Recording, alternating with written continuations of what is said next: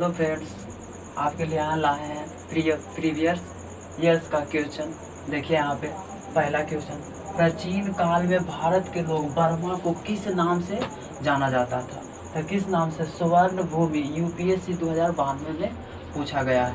कारा कुछ था पर देखिएगा, प्राचीन काल में भारत के लोग बर्मा को किस नाम से जानते थे?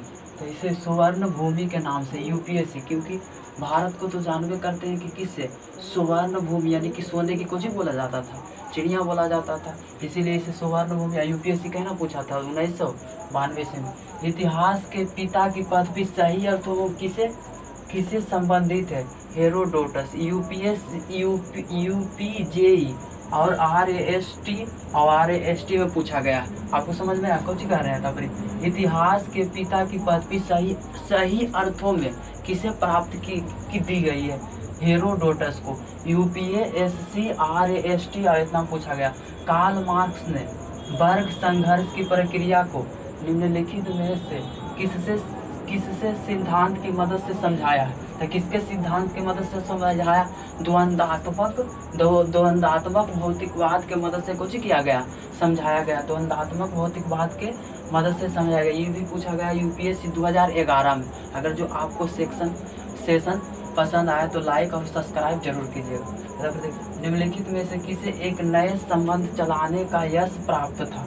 तो इसको लक्ष्मण सेन को ये यूपीएससी 1999 में पूछा गया। यूपीएससी 1999 में कुछ किया गया, पूछा गया। पर कलहन की पुस्तक का नाम क्या है?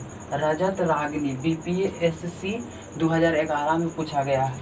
अब कुछ कलहन की पुस्तक का नाम क्या है? रजत रागिनी। बीपीएससी 2011 में पूछा गया। अगला, हर्षचरित किसके द्वारा लिखी गई थी? बनभट्ट। एसएससी और बीपीएससी 2005 में पूछा गया। बनभट्ट कुछ लिखा हुआ है। हर्षचरित किसके द्वारा लिखी गई थी? बनभट्ट के द्वारा। एसएससी और बीपीएससी 2005 में पूछा गया। अगला, चीनी यात्री संगयू ने भारत यात्रा की थी 518 ईस्वी से लेकर के 522 ईस्वी तक। बीपीएससी 2017 में। बताइए, इतना यात्रा की थी भारत के। कुछ लिखा हुआ है, संगयुग ने भारत की यात्रा की थी 518 ईस्वी से लेकर के 522 ईस्वी तक। बताइए, भारत इतना महान था तो तभी तो यह यात्रा कर रहे थे। इसीलिए कहते हैं भारत को स्वर्ण मंदिर भी कहा गया।